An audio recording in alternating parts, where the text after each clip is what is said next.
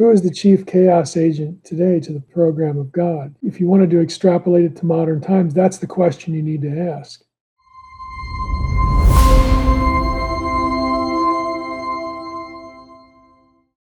Is the USA part of the biblical worldview? I hear so many online believers saying that the USA is Mystery Babylon. What city in the Middle East could possibly be Mystery Babylon? Well, I would suggest Babylon. The USA is not part of the biblical worldview. How do we know that?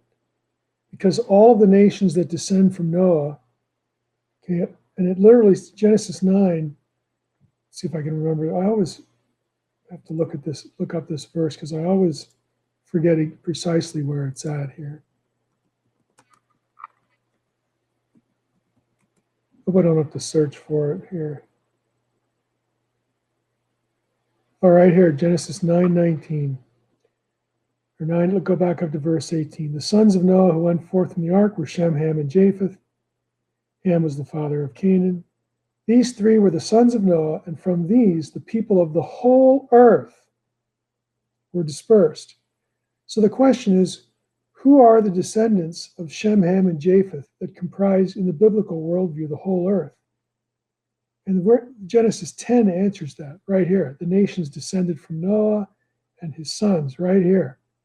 Genesis 10 is the answer to that, and you will not find the United States of America in Genesis 10.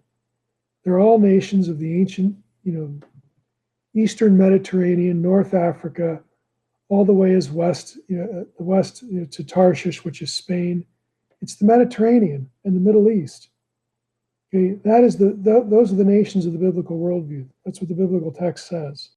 People who have America in there are simply just doing bad Bible study. And that's the only way I can put it. It's a very American-centric worldview, but that's not the biblical worldview. If the biblical worldview is Israel-centric. Israel is the nation at the center of the world in biblical thought.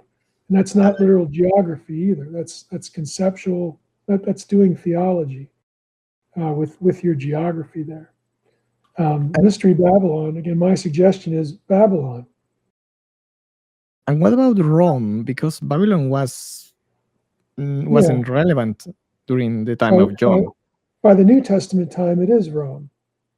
But the ultimate referent is Babylon itself, because Babylon in the Old Testament is the chief symbol of chaos in the biblical world for very obvious reasons. They destroyed Jerusalem. They destroyed the temple. They carried the people into captivity. They're the big bad guy by the end of the story, the chief chaos agent that disrupts the plan of God for the world. It destroys Israel, okay, because of Israel's sin. And so Rome, because of Rome's domination in the New Testament period, Rome begins to occupy that status. And so you get these Babylon references like in the book of Revelation to Rome. Again, the best thing I can give you there in a Q&A like this is to go up to Google nakedbiblepodcast.com, Revelation, Old Testament, Babylon, and you will find the episode or episodes that we discussed Mystery Babylon on the podcast. That would go through the passages in the book of Revelation that reference the Old Testament Babylon to talk about Rome. Who is the chief chaos agent today to the program of God? If you wanted to extrapolate it to modern times, that's the question you need to ask. Because then whatever nation that is would follow Babylon and Rome, and then, up until now. But, it always changes, because the whole focal point is who is the chief opposition, to the plan of God, the people of God.